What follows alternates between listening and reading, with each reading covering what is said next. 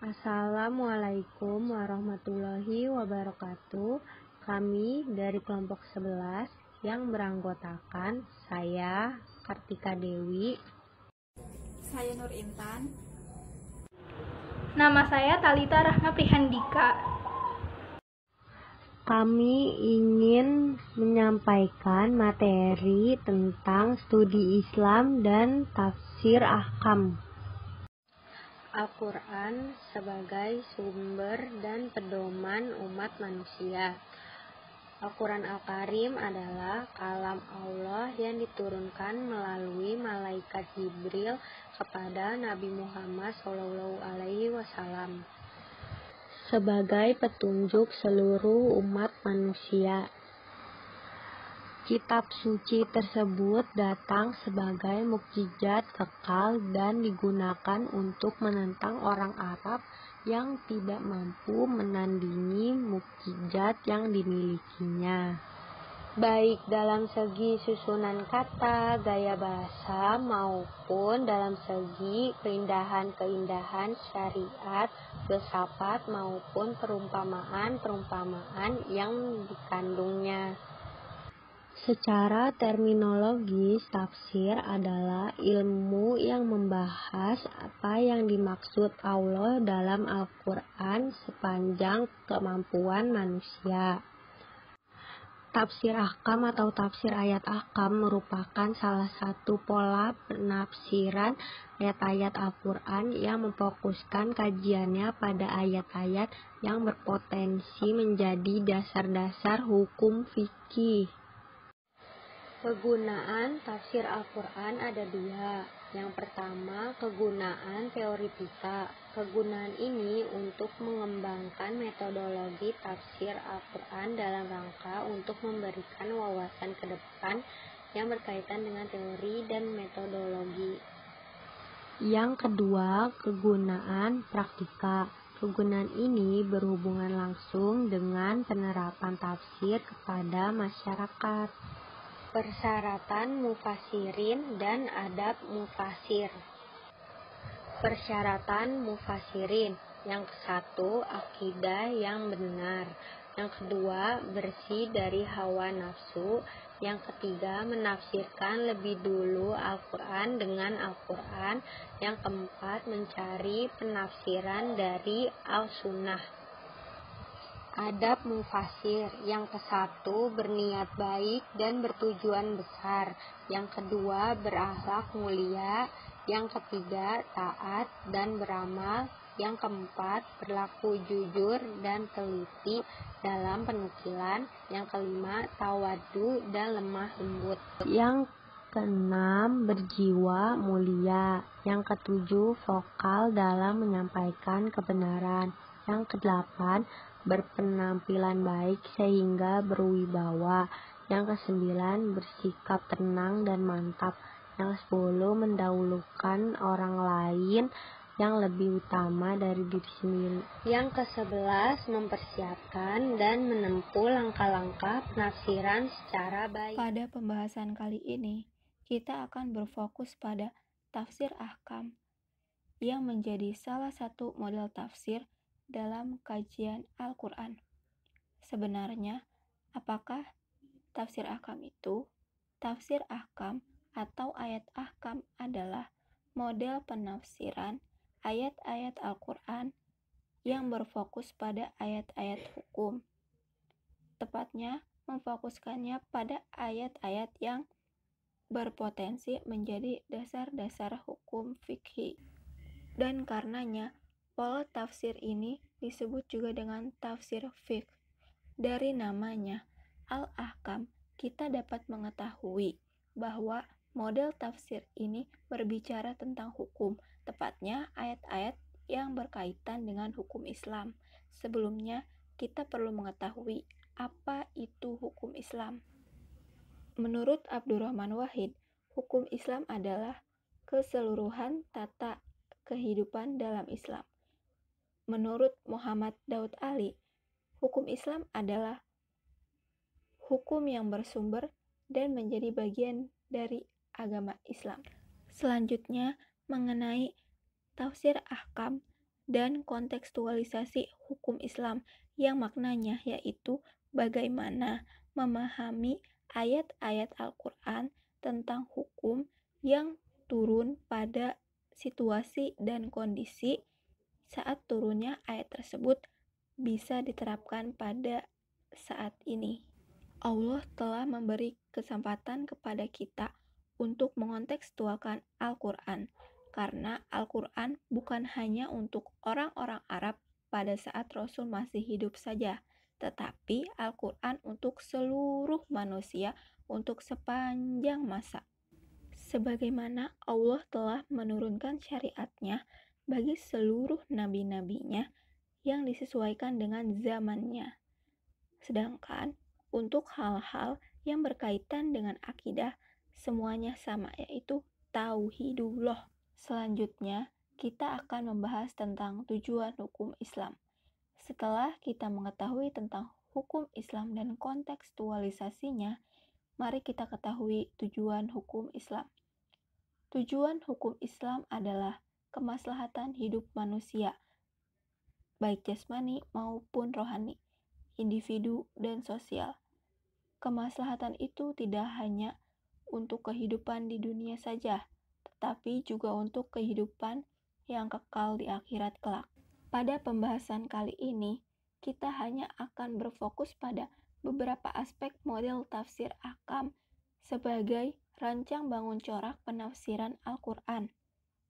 Selain itu, fokus kajiannya hanya dibatasi pada ayat-ayat hukum saja. Maksudnya, ayat-ayat yang berkaitan dengan hukum-hukum Islam kontemporer untuk ditafsirkan. Selanjutnya, kita akan berusaha untuk menelisik tafsir ahkam secara ontologis. Sebenarnya, ini hampir sama pembahasannya sama seperti di awal mengenai apa tafsir ahkam itu. Tapi kita akan menelisiknya dari kata per kata.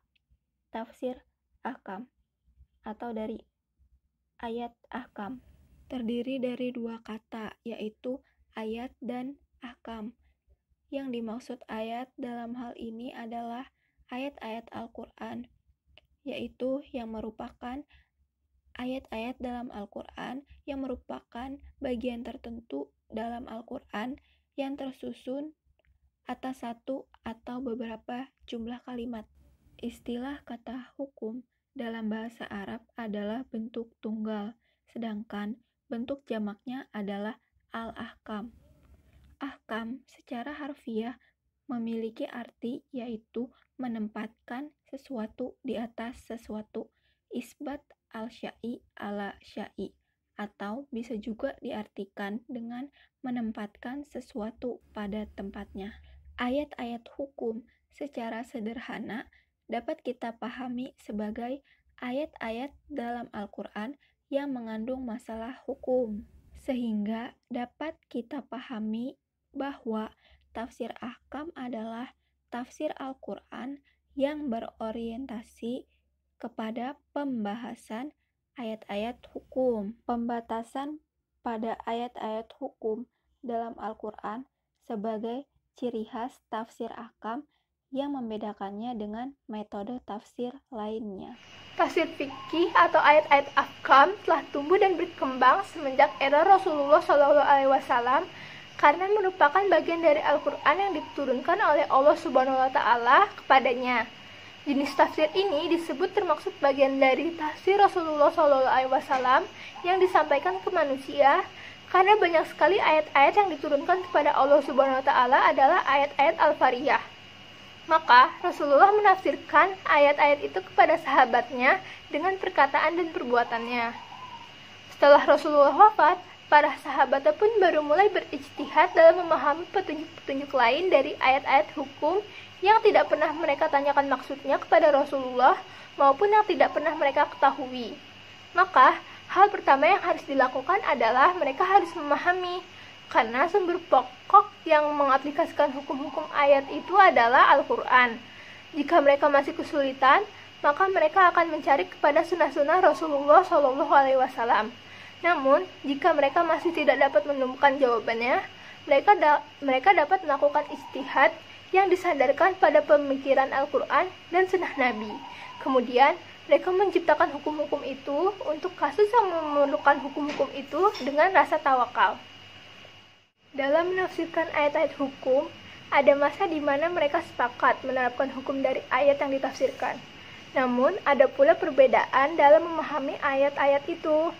Faktor yang menyebabkan perbedaan itu adalah adanya kontra di antara dua nas yang bersifat umum dalam Al-Quran.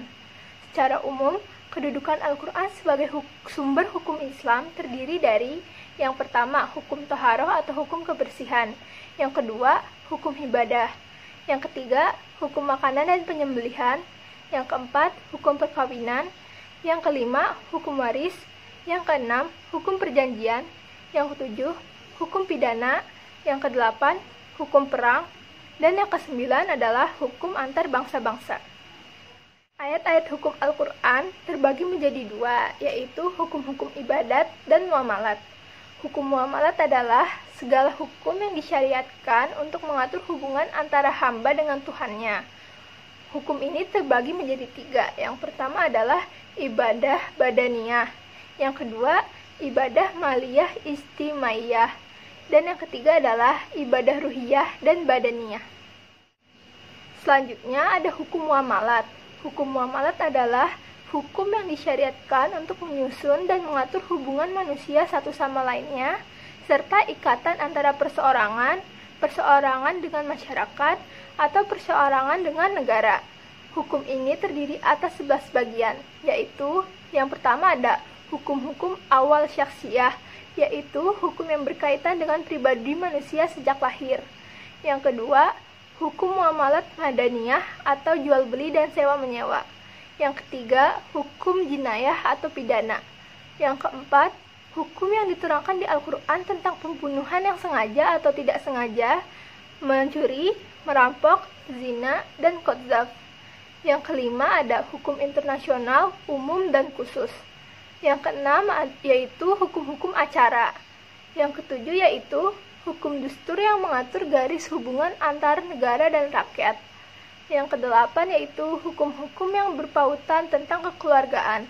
Yang kesembilan yaitu urusan pidana, hukum membunuh, mencuri, dan lain-lain.